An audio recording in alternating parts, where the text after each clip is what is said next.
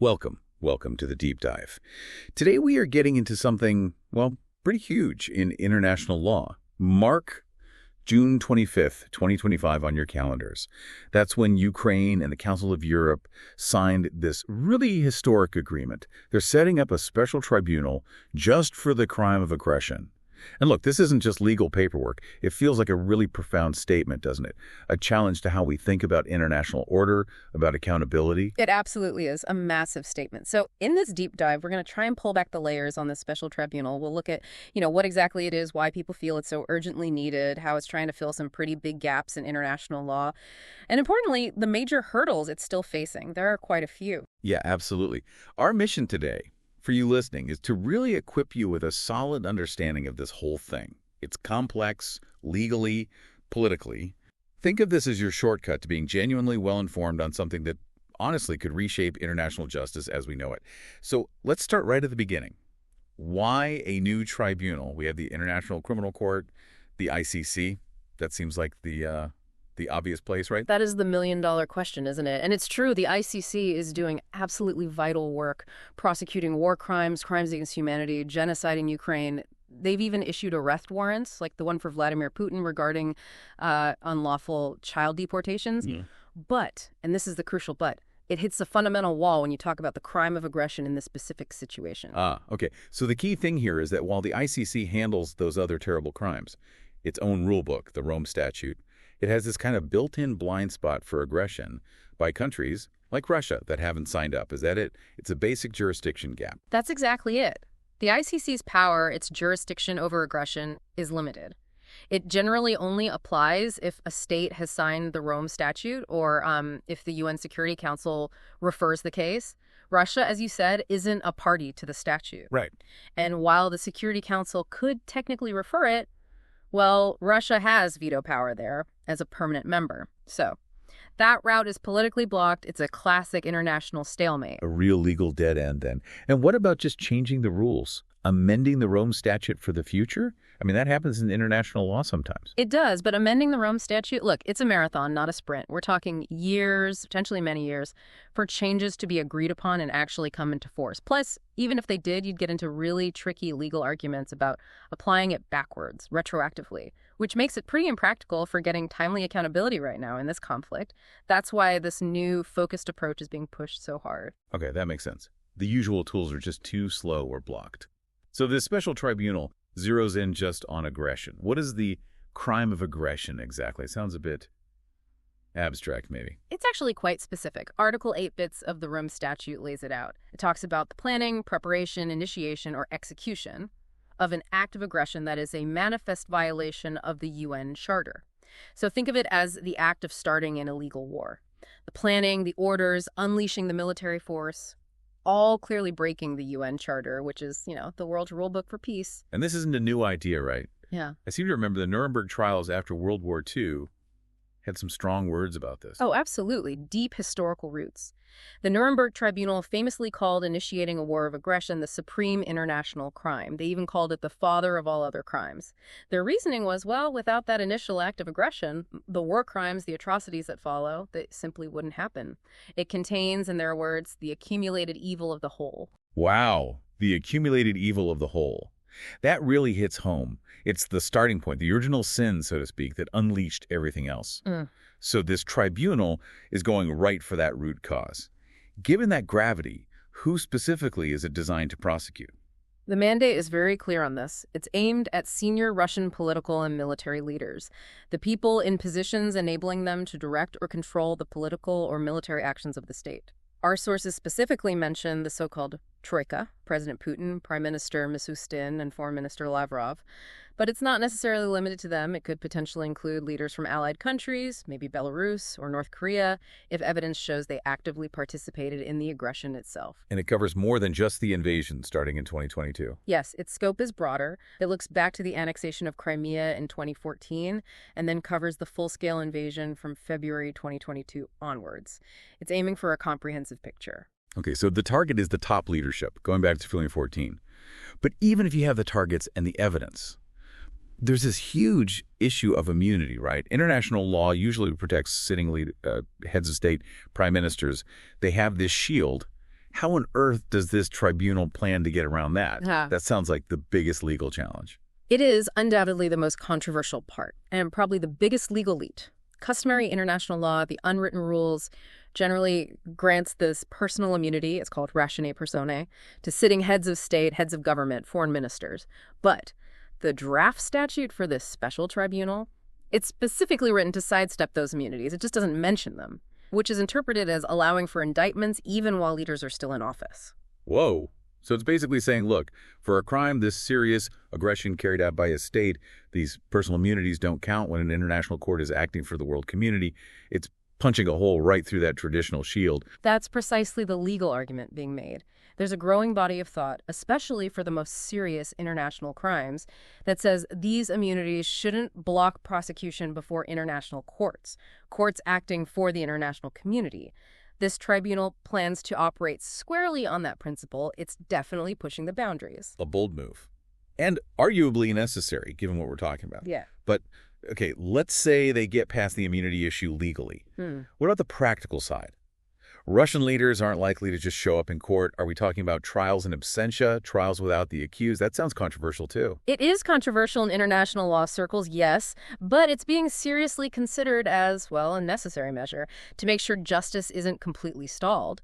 The draft statute does include provisions for trials in absentia, so verdicts could potentially be reached even if the accused aren't physically there. There's a key caveat, though. The current Troika, Putin, Mishustin, Lavrov wouldn't be tried in absentia while they actually remain in office. Okay, but for others, potentially. Why is getting that verdict in absentia seen as so important, even if you can't sentence them immediately? Well, it goes way beyond just sentencing. An in absentia verdict could be really crucial for establishing financial responsibility. Things like confiscating frozen Russian assets, setting up compensation funds for victims. The verdict provides a legal foundation for that. And it's worth noting some experts are even talking about post-mortem accountability. Meaning arguing that even if an accused person dies, the investigation into aggression shouldn't just stop.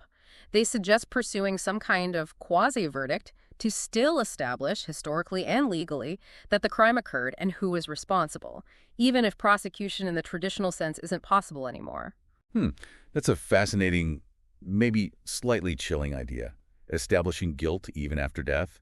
It really speaks to that deep need for historical truth, for justice beyond just putting someone in jail. Okay, so we've got the legal structure, the targets. Let's shift gears to the real-world politics, the obstacles. How does this tribunal get real international legitimacy, especially if it starts out mainly backed by European countries? Yeah, that's a really critical point for its actual impact and enforcement down the line. Right now, the basis is this agreement between Ukraine and the Council of Europe. And while, yes, over 40 states support it, they are mostly European. Experts, like Andrei Mikheyev we looked at, point out this regional feel. For it to have maximum legitimacy and, importantly, teeth, actually getting countries worldwide to cooperate with arrests, asset freezes, it needs broader buy-in. International coverage beyond just Europe is seen as vital. So you need major players from Asia, Africa, Latin America on board to really, let's say, it speaks for the global community. Are there proposals for how to achieve that? One of the main ideas being floated is to establish the tribunal through an agreement between Ukraine and the United Nations, maybe based on a recommendation from the UN General Assembly. That would give it maximum legitimacy. It sort of follows precedents like the Special Court for Sierra Leone, which also had UN backing. It lifts it above just a regional effort. That makes sense, yeah. Giving it that UN stamp. Mikheyev also stressed how urgent it is to get it set up quickly.